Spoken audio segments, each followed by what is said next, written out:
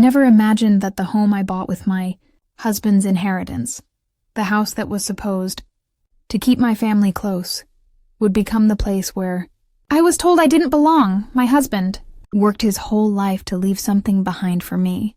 He used to say, "When I'm gone, promise me you'll build a place filled with love, not walls." So I did. I took every penny of his inheritance and built a home where I thought I'd grow old peacefully, with my son and his wife beside me. But peace doesn't last forever, not when love turns into entitlement. The day my son stood in front of me, eyes cold, and said, "Mom, maybe you should sleep in the garage tonight," something inside me broke, and something else was born. That night, I realized I had been living in a house, not a home, and what happened after that? Well, it changed everything. Stay with me till the end of this story, because what I did next didn't just change my life.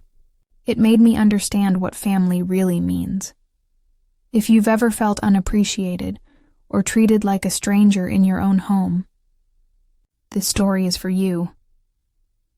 When my husband passed away, the world didn't end with a loud crash.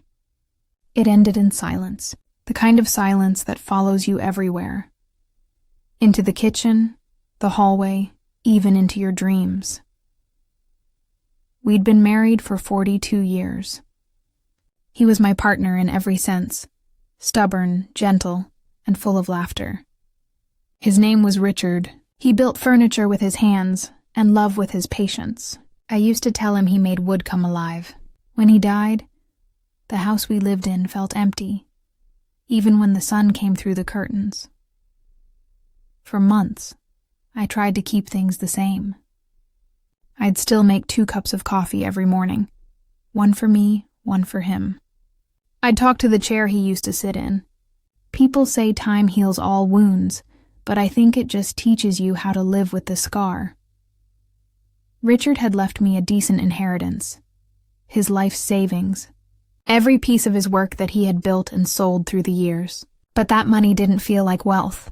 It felt like love wrapped in paper. He had once told me, "Promise me you'll use this to build something you'll be proud to leave behind." And I kept that promise. My son Daniel called often in those days, asking how I was coping. He lived in the city with his wife, Melissa. "Mom," he'd say, "you shouldn't be alone out there. It's not safe. Maybe you should move closer to us." That idea made sense. I wanted to be close to my only child, my flesh and blood. I imagined Sunday lunches, laughter echoing through the halls, maybe even the sound of little feet running around one day. So I decided to move. I spent weeks visiting towns outside the city, places where the air still smelled of grass and rain. And then I found it. A little 2-story house, sitting on a hill with a porch full of roses and a tired white fence leaning to one side. It wasn't perfect, but something about it reminded me of Richard's smile, a little crooked but full of warmth. When I walked inside for the first time, I could almost feel him there. Wooden floors creaked like they were whispering stories. A small fireplace waited quietly, and sunlight touched the dusty windows as if to say, "Welcome home." The house wasn't expensive, but it had character. It had soul, and for the first time in a long while, I felt peace. I called Daniel that evening. "Honey," I said, "I found a place. It's not big, but there's room for you and Melissa if you ever want to stay." He sounded happy, or maybe just relieved. "That's great, Mom. Send me pictures. Maybe we can come visit this weekend." So I bought the house. Every signature on those papers felt like a promise to my husband and to myself, that I would keep our family together, even if it meant starting over. The first few weeks were busy, but joyful. I planted new flowers in the front yard, scrubbed the floors, painted the kitchen walls yellow, Richard's favorite color. Each brushstroke felt like breathing again. Then, one weekend, Daniel and Melissa arrived. They stepped out of the car, both wearing smiles that didn't quite reach their eyes. Melissa looked around and said softly, "It's cute, very old-fashioned." I laughed it off, not wanting to see what she really meant. That evening, we sat on the porch, drinking lemonade as the sun went down. Daniel talked about his stressful job, Melissa about her friends in the city. I listened, nodding, happy just to have company again. When Daniel mentioned how cramped their apartment was, I said without thinking, "Well, there's plenty of space here. You could move in for a while if you'd like. It would make this place feel alive again." Melissa's glass froze halfway to her lips. "Move in?" she repeated, her voice tight. I smiled. "Yes, why not? This house is too big for just me. Richard always wanted family under one roof." Daniel glanced at her, uncertain. "We'll think about it," he said quickly. I didn't notice the silence that followed, or the way Melissa's eyes darted toward the house like she was already rearranging it in her mind. To me, it was simple. I just wanted love back in these walls. That night, as I stood on the porch, the moon hanging low above the trees, I whispered to the air, "Richard, I did it. We have a home again." And somewhere deep inside, I felt a warmth, as if he was listening. I didn't know then that the house I bought with so much love would soon become the battlefield where that very love would be tested and nearly destroyed. The day Daniel and Melissa moved in felt like a dream come true. Or at least that's what I told myself. Their car pulled into the driveway just as I finished baking apple pie, the same way I used to when Daniel was little. The air smelled like cinnamon and rain, and for a moment, everything felt right again. I watched my son step out of the car, taller now, busier, older. He smiled and hugged me tightly, but I could feel the distance in it, the kind that comes from years of growing apart, even when you don't mean to. Melissa followed behind, perfectly dressed as always, her perfume filling the hallway as she walked in. "It's lovely, Mrs. Collins," she said politely, glancing around. Then after a pause, "It's very rustic," I smiled, pretending not to notice the tone. "It's old, but it has good bones. Just needs some love." She gave a small laugh, one of those polite ones people use when they're not really listening. Still, I didn't let it bother me. I wanted them to feel at home. That first week was wonderful. I cooked dinner every night, roast chicken, mashed potatoes, pies. We'd sit together at the long wooden table Richard had built years ago, and I'd listen to Daniel talk about his work. Melissa would occasionally glance at her phone, but I tried not to mind. I thought, give it time, she'll settle in. In the evenings, we'd sit on the porch. Daniel would sip coffee while I told old stories about his father. Sometimes he'd laugh, sometimes he'd go quiet. I knew he missed his father too, even if he didn't say it out loud. But as weeks passed, small things began to change. It started with the kitchen. One morning, I walked in to make breakfast and found Melissa rearranging the cabinets. She looked over her shoulder and smiled. "Oh, I hope you don't mind, Mom. I just thought this would be more modern," I hesitated. "Of course, dear. Whatever makes you comfortable." Then came the furniture. My husband's rocking chair, the one he built with his hands, was suddenly gone from the living room. "It didn't match the theme," Melissa said simply when I asked. "We put it in the garage to keep it safe." I nodded, swallowing the lump in my throat. Days turned into weeks, and slowly little pieces of me began disappearing. My lace curtains replaced by blinds, my old china packed into boxes, my garden replaced by tidy pots that fit the aesthetic. Daniel didn't seem to notice. He was working long hours, always tired. When he came home, he'd kiss Melissa, glance at me and say, "Everything okay, Mom?" I'd smile and lie, "Yes, dear. Everything's fine." But inside, It wasn't. The house I bought with love was starting to feel unfamiliar. One evening, I overheard a conversation from the next room, voices low but clear. "Melissa, your mom doesn't understand boundaries. She's everywhere, always in the kitchen, always rearranging things." Daniel sighed. "She's just trying to help." Melissa's voice sharpened. "Well, she's not helping me. This isn't her house anymore, Daniel. It's ours now." The words hit me harder than I expected. Ours now. I sat in silence for a long time that night, pretending not to have heard anything. Maybe she didn't mean it that way, I told myself. Maybe it was stress. But the next morning, I found another reminder. My nameplate, the one that used to hang by the front door, was gone. When I asked, Melissa smiled sweetly. "Oh, I just thought it looked outdated. Don't worry, I saved it in a drawer." That evening, I went out to water the roses, the same ones I had planted for Richard. Their petals had started to fall. Beautiful, but fragile. I knelt down, touching one, and whispered, "You said this house would bring us together, didn't you, Richard?" Maybe I'm not doing it right. The wind didn't answer, but I could almost hear his voice in my mind. Soft, steady, and full of love. "Be patient," he would have said.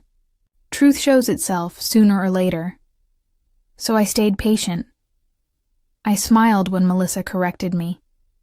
I nodded when she redecorated. I told Daniel everything was fine, even when it wasn't, because I still believed, maybe foolishly, that love could fix anything.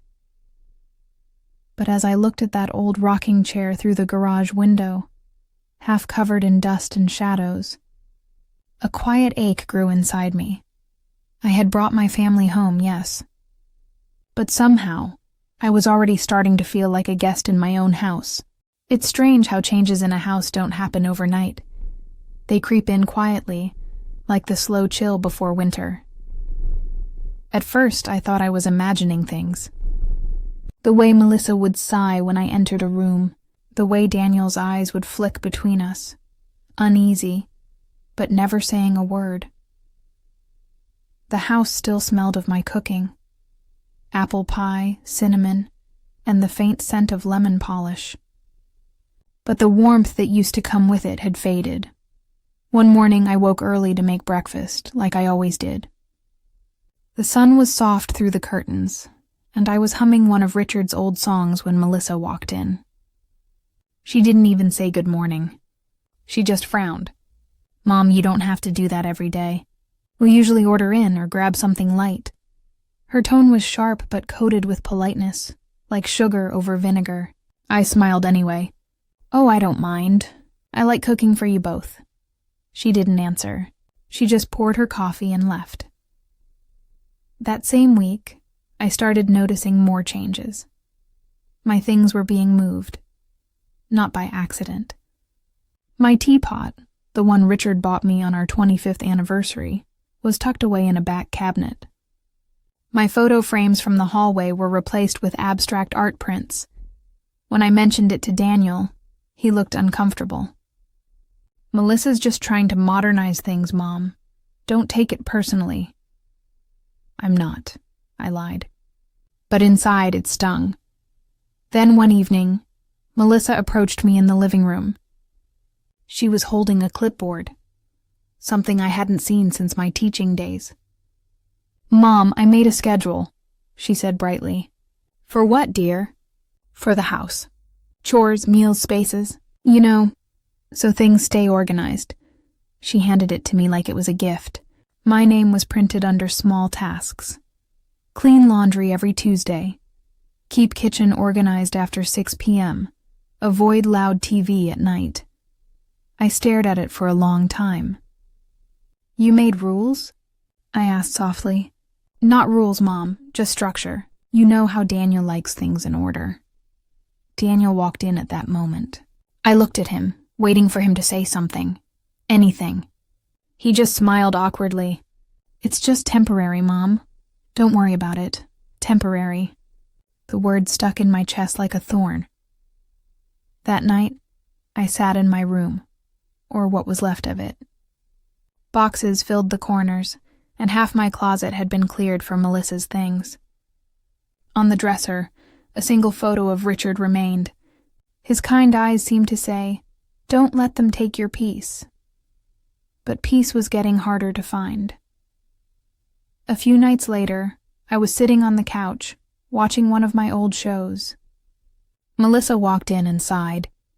"Mom, could you watch that in your room? Daniel's trying to work." I nodded, stood up, and went to my room quietly. But as I reached for the remote, I heard her whisper to him, "She treats this place like it's still hers." The words hit like cold water. Still hers. I wanted to scream, to remind her that this was my home, that every wall, every brick was built from my husband's hard work, from love that predated her by decades. But I didn't. I just turned the volume down and sat in silence. Later that week, things escalated. I was doing laundry when Melissa came into the garage. She wrinkled her nose. "You've been using too much detergent, Mom. It makes the clothes stiff. Maybe let me handle laundry from now on." She said it kindly, but the message was clear. I was being replaced in my own routine, erased from my own life. I smiled again, the same tired smile that had become my mask. "Of course, dear." But when she left, I sat there, staring at the washing machine, my hands trembling slightly. That night, Daniel came home late. He kissed his wife on the forehead, laughed at something she said, and then turned to me. "Everything okay, Mom?" I wanted to say no. I wanted to tell him that everything had changed, that his wife was rewriting my home one rule at a time. But the words caught in my throat. So I said what mothers always say, even when it's a lie. "I'm fine, dear. As long as you're happy." He smiled, hugged me quickly, and went upstairs. I sat alone in the quiet, listening to the creaks of the house, the same house I bought to keep my family close. But now every creak sounded like a warning. The shift had happened. Slowly, quietly, completely. And I could feel it in my bones. Something much colder was coming. It happened on a rainy Thursday night, the kind where thunder feels closer than it should, and silence between storms says more than words ever could. I remember the smell of wet earth drifting in through the window as I folded laundry in the living room. The lights flickered once, twice, before Daniel's voice cut through the sound of rain. "Mom, can we talk for a second?" He was standing by the kitchen doorway, his jaw tight, his hands buried in his pockets. Melissa hovered behind him, arms crossed, her expression carefully neutral, like she'd been waiting for this. "Of course, honey," I said, putting the clothes aside. "Is everything all right?" He hesitated, and in that hesitation I already knew the answer. "Melissa and I have been talking," he started slowly. "About space, about how things have been around here." Melissa stepped forward, her tone measured. "It's just, the house feels a little crowded lately. Daniel's work has been stressful, and we need some peace. Some privacy," I smiled weakly. "You can have all the space you want. I'll stay out of your way, dear." Daniel looked down, unable to meet my eyes. "That's not what we mean, Mom." The air went cold. "We were thinking," he continued, "maybe you could sleep in the garage for a while, just until we get things sorted." For a moment I thought I hadn't heard him right. "The garage?" I repeated softly, the word breaking apart on my tongue. Melissa spoke quickly, as if to make it sound reasonable. "Only for a short time, Mom. We're redoing the guest room, and you'll have your own space. We can put a heater there and make it cozy." The room spun around me. I gripped the edge of the table to steady myself. This was my house. Bought with my husband's inheritance. Built from a lifetime of shared dreams and hard work. And yet, in that moment, I felt like a stranger asking for a favor. I looked at my son, the same boy who once clung to my hand when thunderstorms scared him. The boy whose nightmares I chased away, whose scraped knees I kissed, whose lunchboxes I packed with notes that said I love you. Now, he couldn't even meet my eyes. "Daniel," I said quietly, "this is the house your father and I built together. Every piece of furniture, every nail in these walls, we made it for family. For you." He rubbed his forehead. "Mom, please don't make this harder. It's just temporary. Melissa's been under a lot of pressure. We just need peace. Peace." I almost laughed. A dry, broken sound that wasn't really laughter at all. "Peace," I whispered. "You want peace and you think I'm the noise." Melissa shifted uncomfortably. "That's not what we're saying," but it was.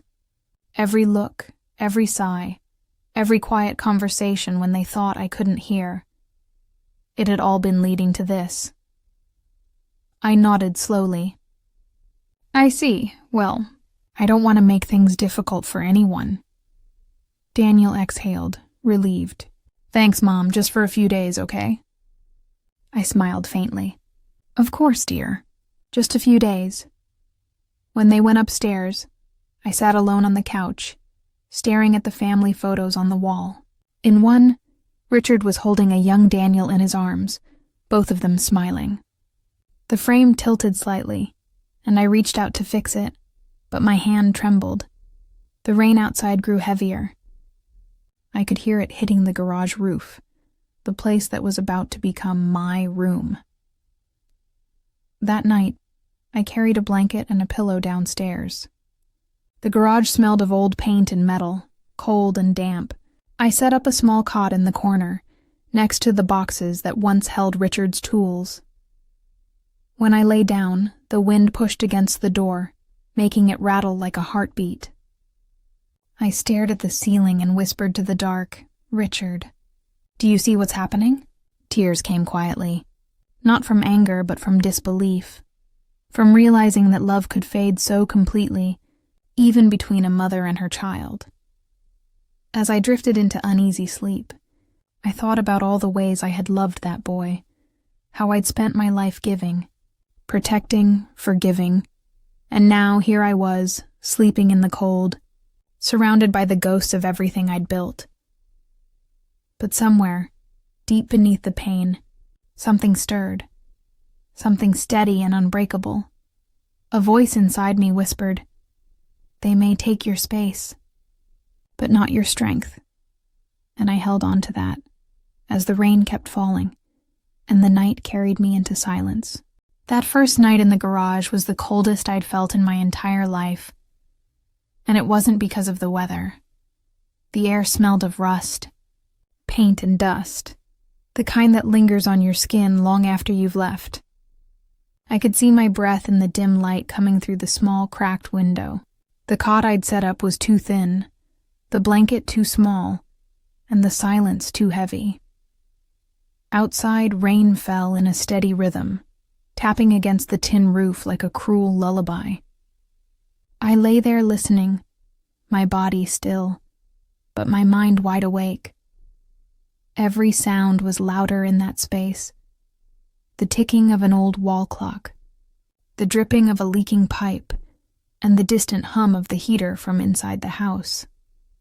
Their house.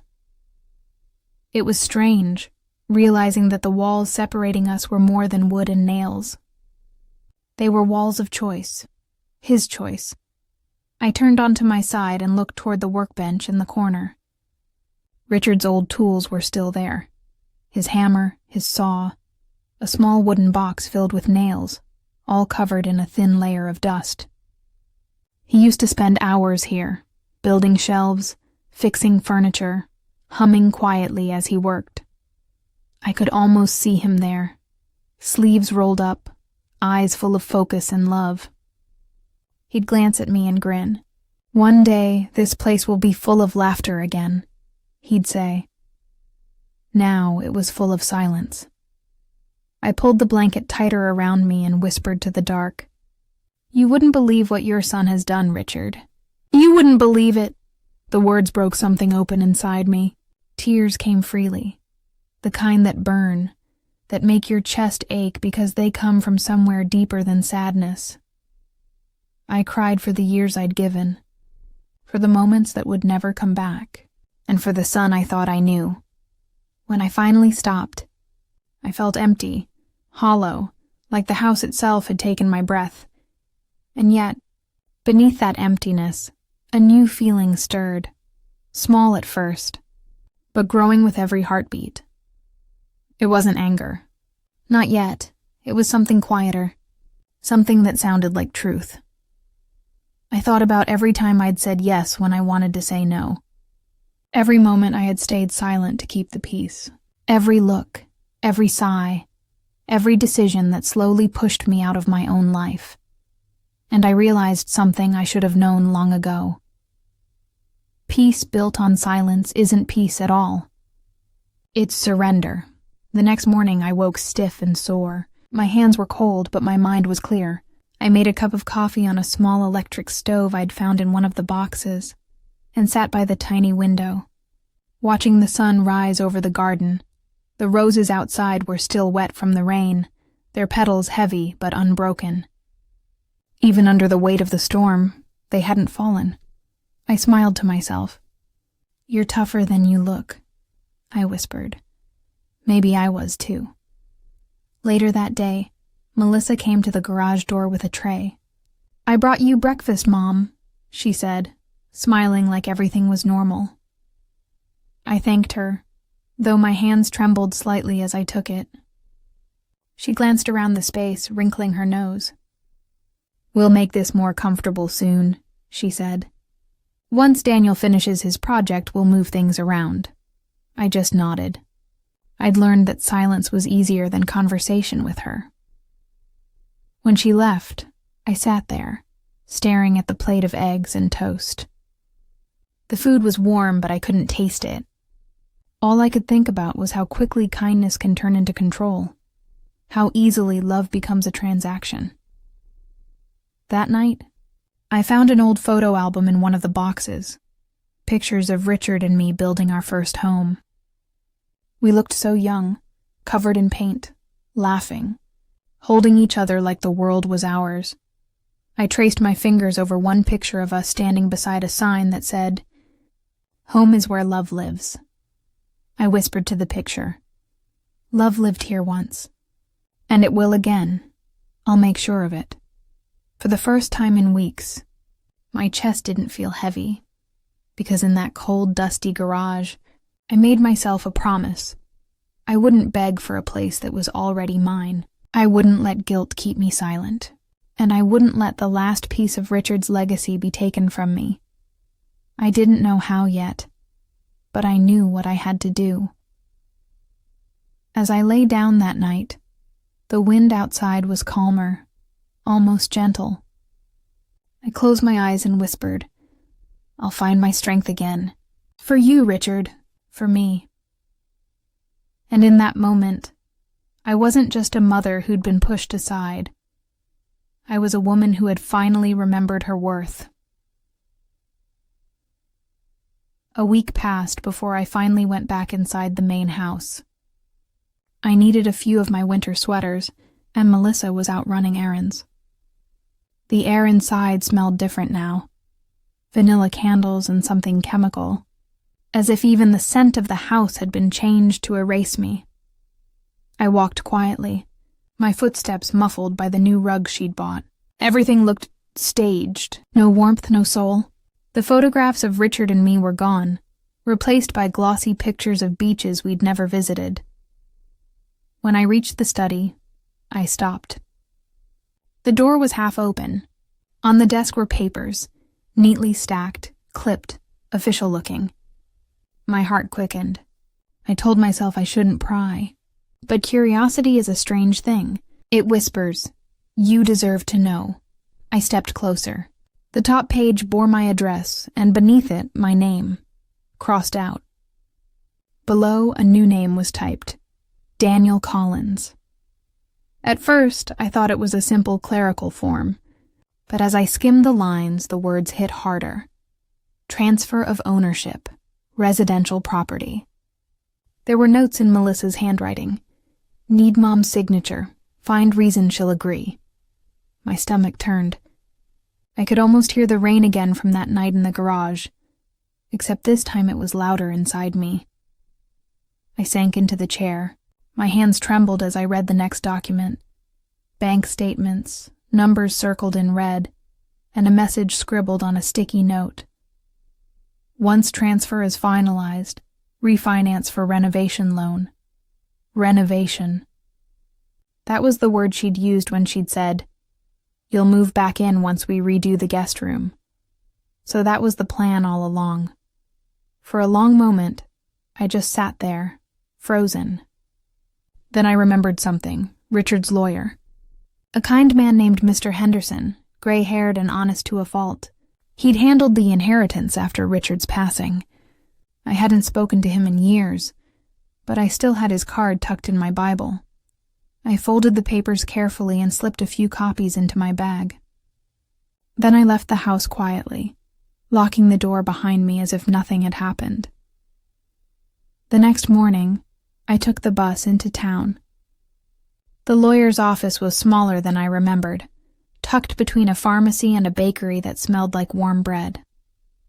Mr. Henderson looked up from his desk when I entered. "Mrs. Collins," he said, surprised but warm. "It's been a while," I smiled faintly. "Too long. I need some advice if you have a moment." He gestured for me to sit. I handed him the papers. He read them slowly, adjusting his glasses. His brow furrowed halfway through. "These," he said carefully, "are drafts of a property transfer. But there's something strange here. They've attached a copy of your late husband's will, but altered the witness page. That's fraud, Mrs. Collins." The word fraud hung in the air like thunder. I felt a mix of anger and sorrow twist inside me. "So they were planning to take everything?" He nodded. "If you'd signed, yes. It would have transferred ownership legally to your son." I sat back, staring at the ceiling. Part of me wanted to cry again, but another part felt calm, almost cold. The kind of calm that comes when grief burns itself out and turns into purpose. Mr. Henderson leaned forward. "You still have full ownership. The title is in your name, and the inheritance was placed solely under your account. They can't touch that without your consent." I nodded slowly. "Then I'll make sure they never get the chance." He smiled faintly, impressed. "Good. I can prepare documentation to reaffirm your rights and secure the property.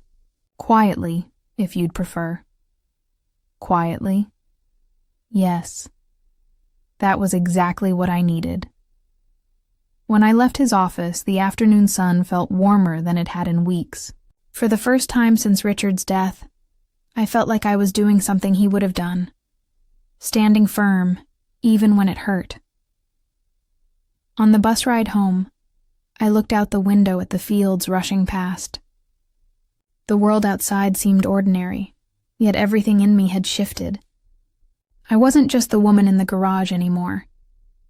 I was a mother who'd seen the truth with her own eyes. That evening I went back into the house.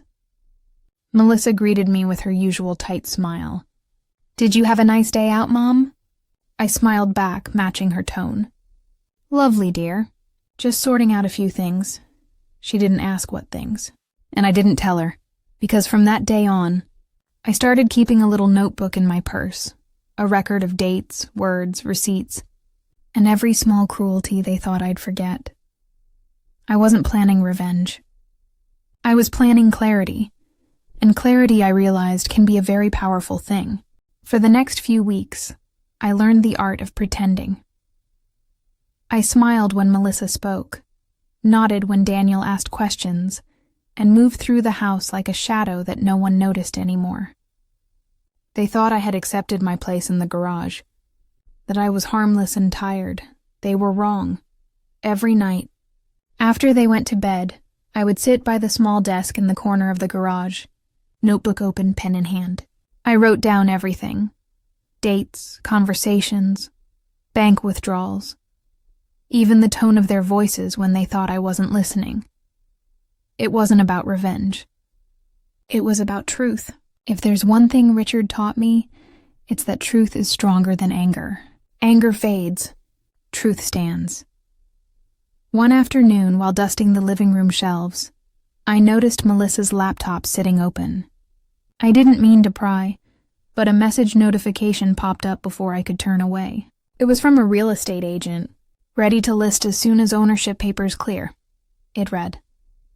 I froze. My fingers went cold. So they hadn't given up. They were waiting for me to sign something that would make this their property to sell. Later that evening, I made tea for Daniel. He was tired from work, sitting at the table with his sleeves rolled up, eyes half closed.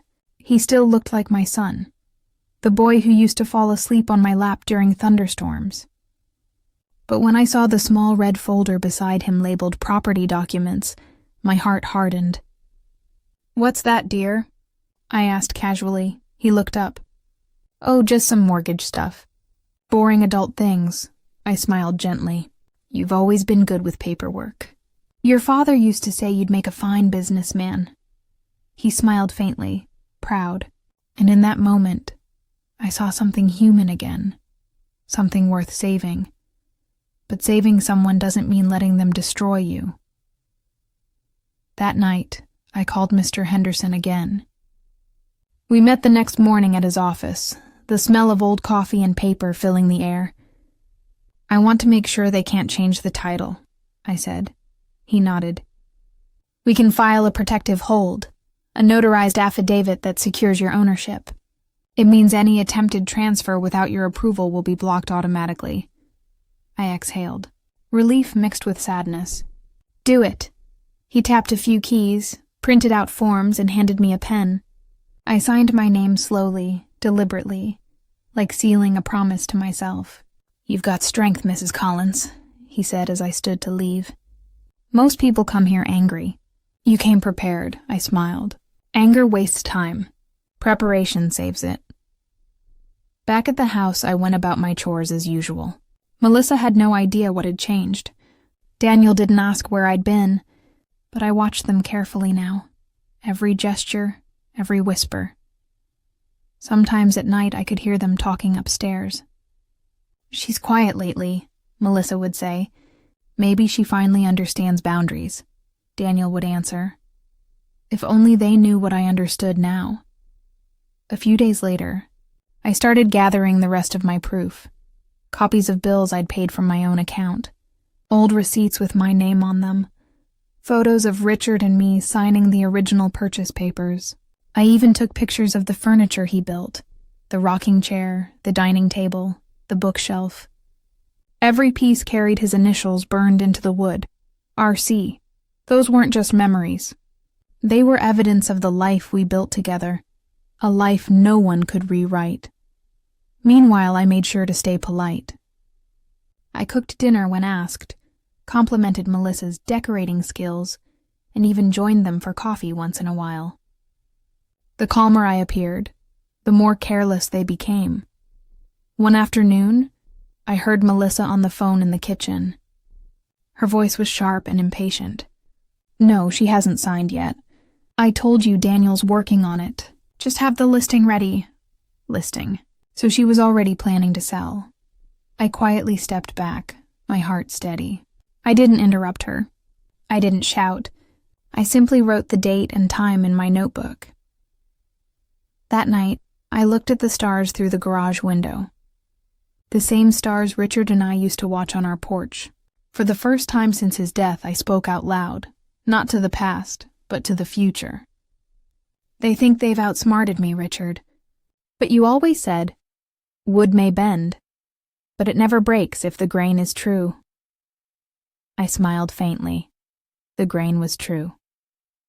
By the end of that week, Mr. Henderson had filed every document. The house was legally locked under my name. Any attempt to move or sell it would flag immediately. The next step was simple. Let them reveal themselves. Because the thing about lies is, they collapse under their own weight. All you have to do is step aside and let gravity do the work. So I waited. Calm. Ready. Certain. In that cold garage, surrounded by the scent of sawdust and old wood, I wasn't a forgotten widow anymore. I was a woman rebuilding her dignity, one quiet, deliberate choice at a time.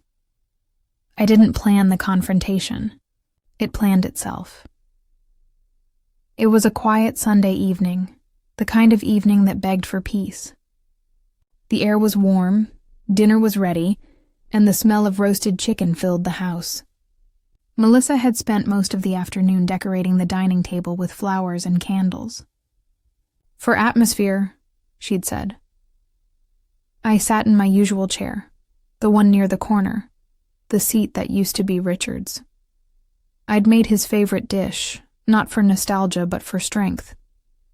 Somehow I felt like I'd need it. Daniel walked in from the living room looking tired. He smiled faintly. "Smells amazing, Mom." Melissa gave me a polite nod. "Thank you for cooking, as always." We sat down, said grace, or at least I did, and started eating. For a few minutes, the only sound was the clinking of forks against plates. Then Melissa broke the silence. "So, Daniel," she said, her voice light, "I called the agent this morning. He says as soon as everything clears, we can start renovation next month." I didn't look up. I just cut my chicken slowly, the knife sliding smoothly through. Daniel nodded. "Right. Yeah, that'll be good. Fresh start." "Fresh start?" I repeated softly. Melissa smiled, unaware that the storm had already begun. "Yes, Mom, the house needs new life.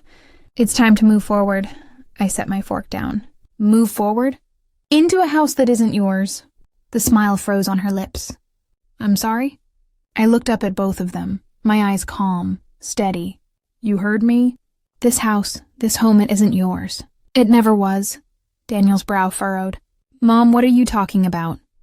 I reached into my bag and placed a small folder on the table.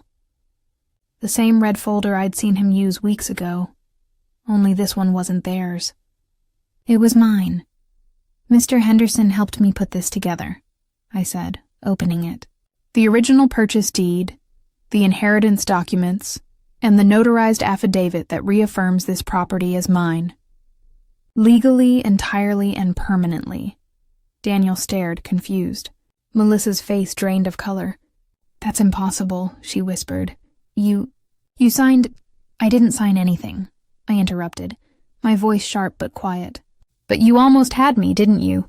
I saw your drafts, your fake transfer forms, your notes about refinancing, and your little conversations with that real estate agent. I know every word." Melissa looked at Daniel, panic flashing across her face. "Daniel, she's making this sound worse than it is." But Daniel's eyes were on me now, wide, uncertain. "Mom, how did you—" I leaned forward slightly. "Do you know what hurt the most?" "Not the lies. Not even the papers. It was hearing my own son tell me to sleep in the garage of the home I built with his father's legacy." The room went utterly silent. Even the clock seemed to stop ticking. Melissa tried to speak, but her voice cracked. "We didn't mean to—" "Stop," I said. "Don't turn this into something noble. You meant every word.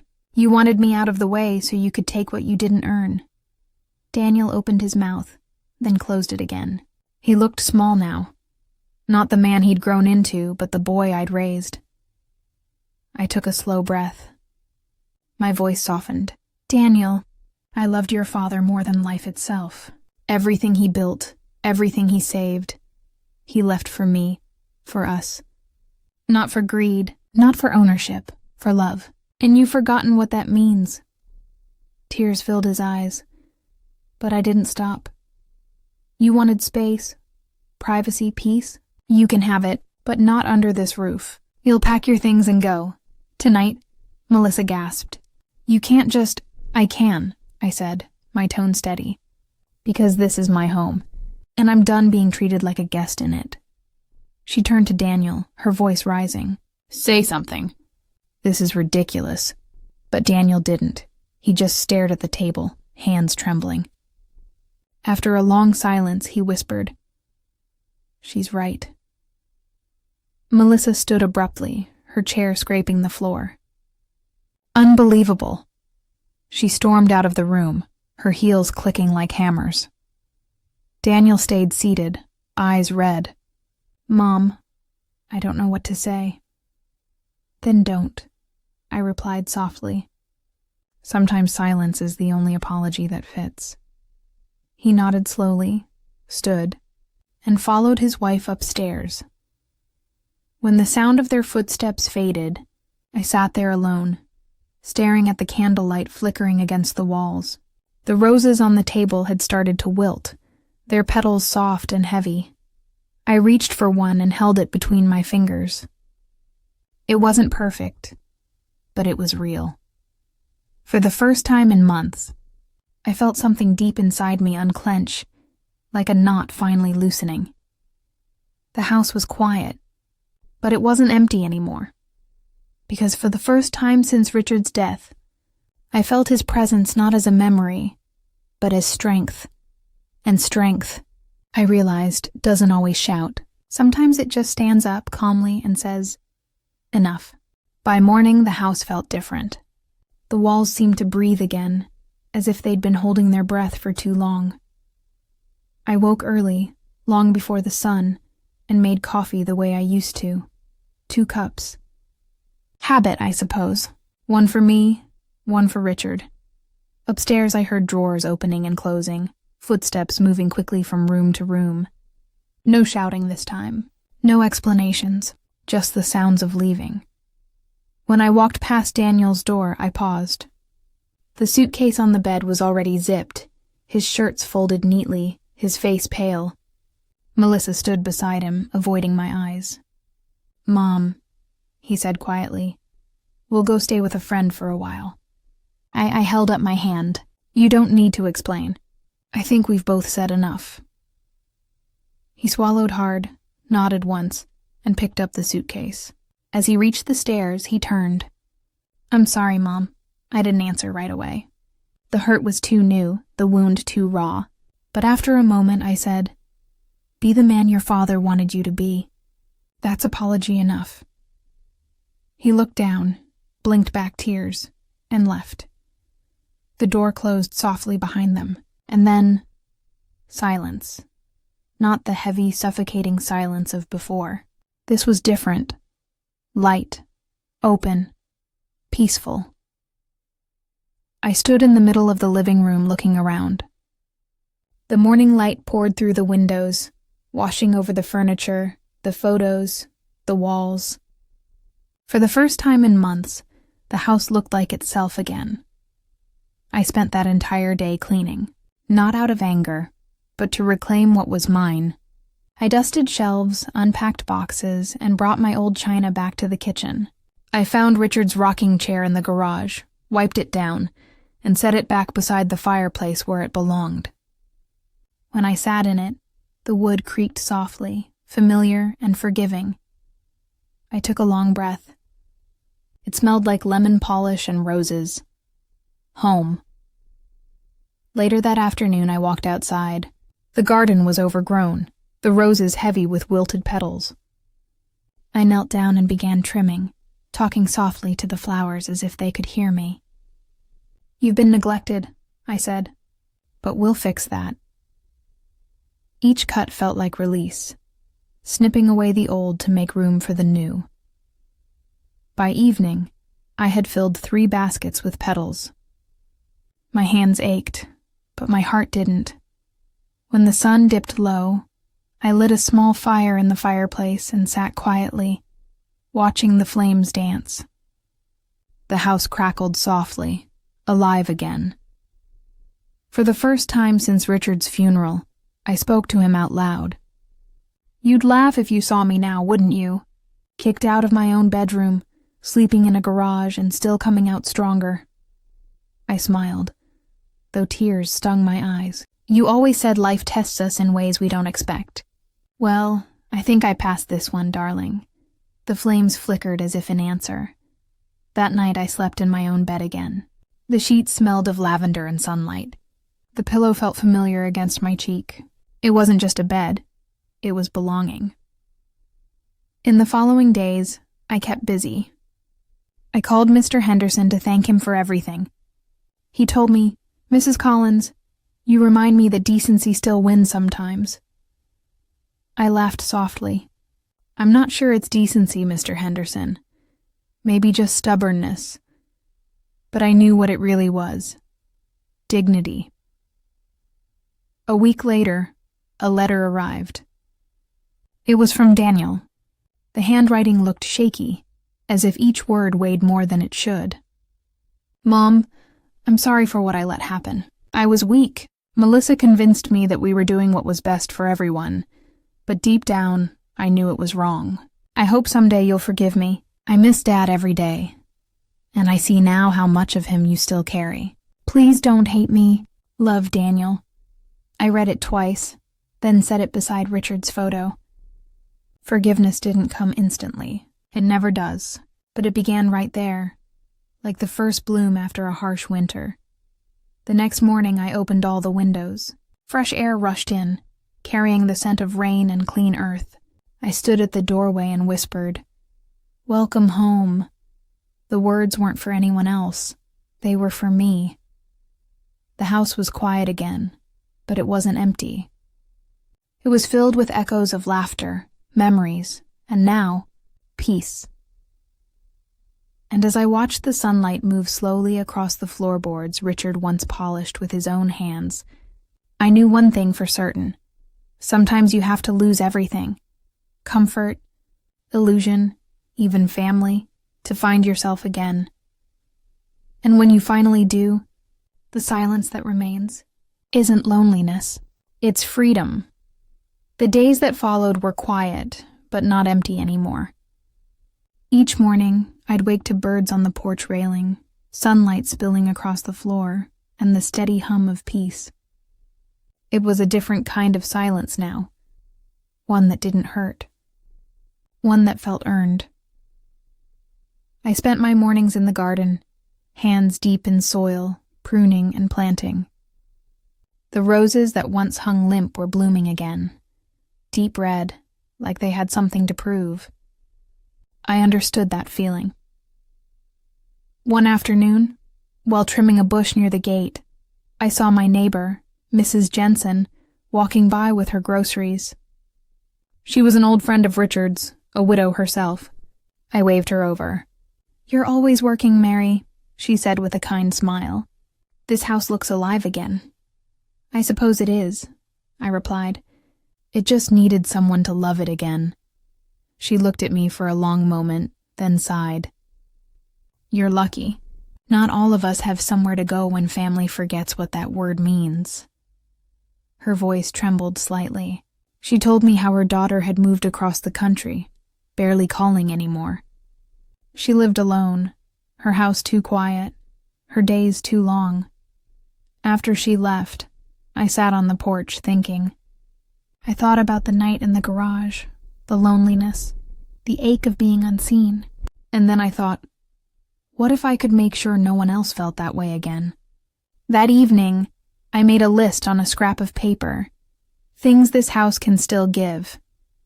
Underneath I wrote, shelter, warmth, company, second chances.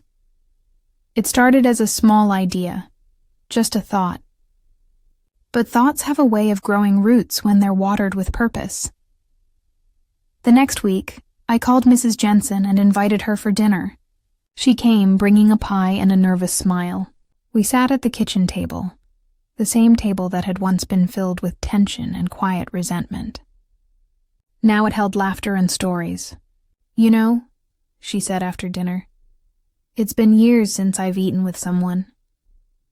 That night, I realized how many people carried the same kind of loneliness I once did. So, I made another call, to the community center. I asked if they knew of any older women who needed temporary housing or companionship. The lady on the line sounded surprised but grateful. Within a week, she sent me 3 names. The first was Margaret, a retired nurse whose son had moved overseas. The second, Ruth, a soft-spoken woman recently widowed. The third, Irene, a bright soul with shaky hands and a love for knitting. When they arrived, carrying small suitcases and big hearts, I opened the door and said simply, "Welcome home." It wasn't charity. It was healing, for all of us. We made rules, of course. Everyone cooked once a week, we shared chores, and no one ate alone. We started having Sunday dinners together, laughing until our cheeks hurt. The house that had once been filled with silence was now alive with the sounds of teacups clinking, chairs scraping, and voices sharing stories that had waited too long to be heard. Sometimes I'd catch myself smiling without reason. It was as if Richard's dream had finally come true, not through family by blood, but by heart. One evening, as the sun dipped low and the living room glowed in soft orange light, Margaret said, "Mary, you know what this feels like. It feels like grace." Grace. I liked that word. I looked around the room, at Ruth humming by the window, Irene knitting a scarf, Mrs. Jensen reading aloud from a magazine, and I felt something deep inside settle into peace. We decided to give our little home a name. After some debate, we agreed on Rose Haven. It fit perfectly. Roses for strength after storms, and haven for the safety we'd built from the ashes of pain. I even made a small wooden sign and hung it by the gate. Richard would have loved it. As word spread, a few more women reached out, not to live here, but to visit, to talk, to find company. Some nights we'd sit around the fireplace and share stories of our younger days, our losses, our laughter. I began keeping a small journal, not of pain this time, but of gratitude. Each night I'd write one good thing that happened. Ruth baked bread that tasted like my childhood. Irene taught me to knit a scarf. We laughed until we cried over tea. That's how healing happens. Not in grand gestures, but in small, quiet moments that remind you life isn't done giving yet. Now, when I walk through the house, I still hear echoes of the past. Richard's laughter, Daniel's voice as a boy, the soft thump of life as it used to be, but those echoes no longer hurt. They hum like old songs, familiar, gentle, and kind. And every night before bed, I whisper to the walls, "We did it, Richard. Your house is full of love again." It's funny how peace changes the sound of a house. It used to creak with tension. Now it hums softly, like it's breathing again. Mornings at Rose Haven had a rhythm of their own. The smell of coffee would drift from the kitchen. Irene's laughter would echo from the porch as she teased Ruth about her crossword puzzles. Margaret would hum old hymns while watering the flowers. And me? I'd sit on the porch, coffee in hand, watching the sunrise and thinking about how far I'd come. There was a time when I thought forgiveness meant weakness, letting people off the hook for things that broke you. But living with these women taught me something different. Forgiveness isn't about letting them go. It's about setting yourself free. One quiet afternoon, while I was folding laundry by the window, I heard the mailman's familiar whistle. I opened the door, expecting bills or community flyers, but instead, there was a small plain envelope. My name was written in handwriting I knew as well as my own. Daniel. My heart thumped once, then again, slower. I carried the letter inside, sat down at the table, and just looked at it for a while. My fingers trembled slightly as I opened it. "Mom, I don't deserve your kindness, but I'm writing because I finally understand what I did and what I lost. When I left your house, I told myself you were overreacting, that you'd forgive me eventually. But the truth is I wasn't angry at you. I was ashamed that I let someone convince me that love was ownership, not gratitude. That I stood by while you were treated like a burden instead of a blessing. Melissa left a few months ago. I think we both broke each other in different ways. I'm not asking for pity, just a chance to make things right. If you'll have me, I'd like to come visit. I don't want your house, Mom. I just want your time. Love always, Daniel. The paper blurred as tears filled my eyes. Not the painful kind this time. The kind that cleanse, that make room for light again. I folded the letter and pressed it to my chest. The ache in my heart softened, replaced by something warm and old and familiar. Hope. When the other women came home later, they found me in the garden, sitting among the roses, smiling. "You look peaceful," Ruth said, handing me a glass of lemonade. "I got a letter," I replied softly. "From my son." Margaret squeezed my shoulder. "And what did he say?" "That he wants to come home," I whispered. They didn't ask questions. They just smiled. Sometimes when words fall short, understanding fills the space. A week later, Daniel arrived. He looked older than I remembered, not by years but by guilt. His eyes searched mine as he stepped onto the porch. "Hi, Mom." "Hi, sweetheart," I said, my voice steady.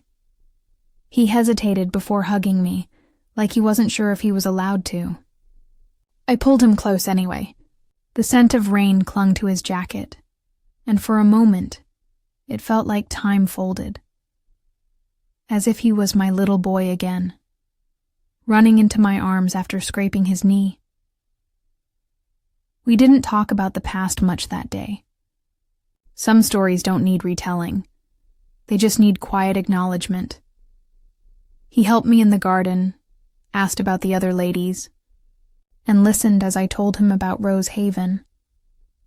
When he met them, he said, "Dad would have been proud of what you've done here." I smiled. I think he already is.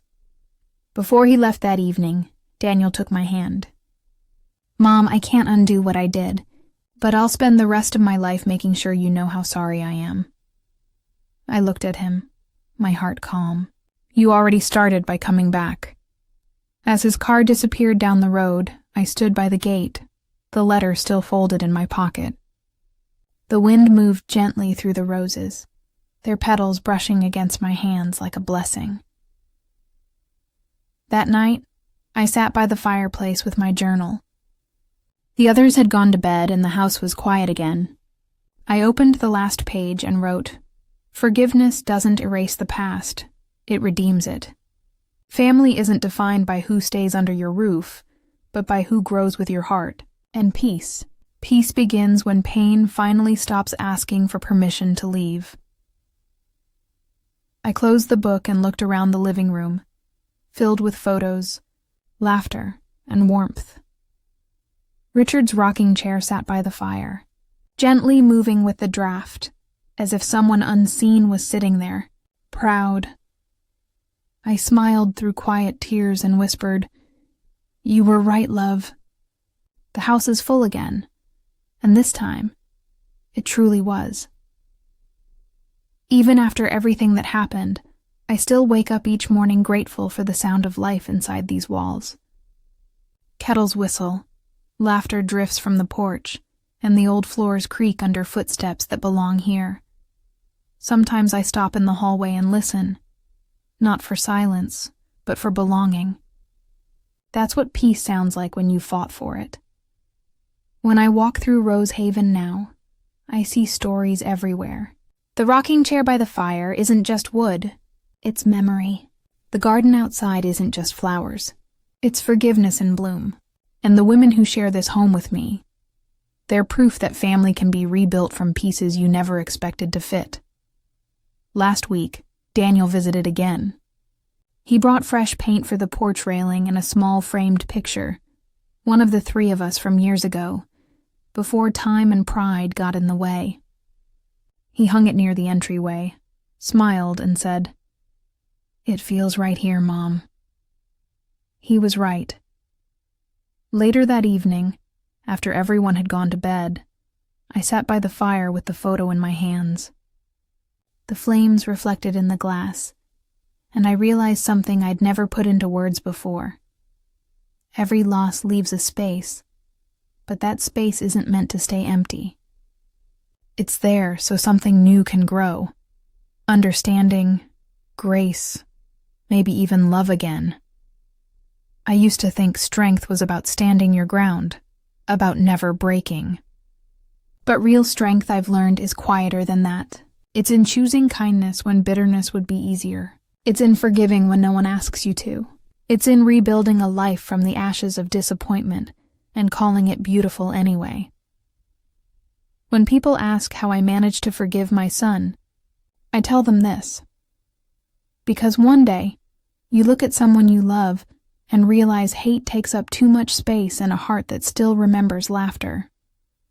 Now, the women at Rose Haven and I have a small ritual. Every Sunday night before we turn in, we gather in the garden. We light a single candle and place it by the roses. Each of us says one thing we're grateful for. Then we let the candle burn out on its own. It's a small thing, but it reminds us that light doesn't have to be loud to be seen. I don't know how long this chapter of my life will last. Maybe years, maybe only a few more seasons. But I do know this. The girl who cried in the garage is gone. In her place is a woman who knows her worth, and who finally believes that peace can bloom even after betrayal. If you've listened this far, maybe my story sounds a little like yours. Maybe you've been pushed aside, made to feel small, or told that your voice didn't matter. If that's true, please remember what I learned the hard way. You can lose everything. Your comfort, your home, even people you love, and still not lose yourself. Because home isn't just four walls. It's the place inside you that refuses to stop believing in love. If this story touched your heart, take a moment right now, pause, breathe, and think of someone who deserves to hear it. Share this video with them. Every story we tell here is a reminder that even when life breaks us, we can build something stronger in its place. And if you believe no one should ever be treated like a guest in their own home, hit the subscribe button below. Join our family of listeners who keep these true human stories alive. Leave a comment and tell me, what does home mean to you? Because your story might be the one that helps someone else find their way back to theirs. I built a house with inheritance, but I found a home through kindness. This is Mary Collins, and this was my story. Thank you for listening.